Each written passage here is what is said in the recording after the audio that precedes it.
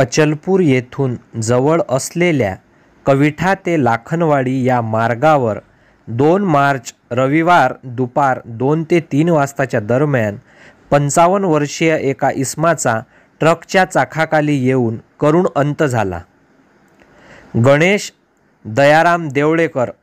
55 राहणार घोडगाव असे मृतकाचे नाव असून हे लाखनवाडीकडून घोडगाव येथे आपल्या घरी जात असताना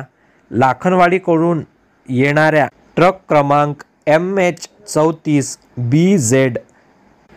0941 च्या जवळ येताच अपघात होऊन मागील चाकात अचानक येऊन दुर्दैवी घटनास्थळीच मृत्यू झाला.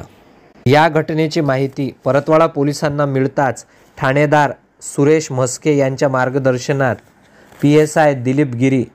PSI राहुल खांडेकर, अमोल घुले, आकाश बेलसरे, नामदेव लोकपुरे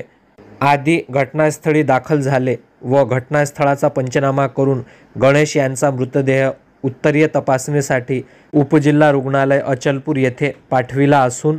पुढील तपास परतवाडा पोलीस करीत आहे.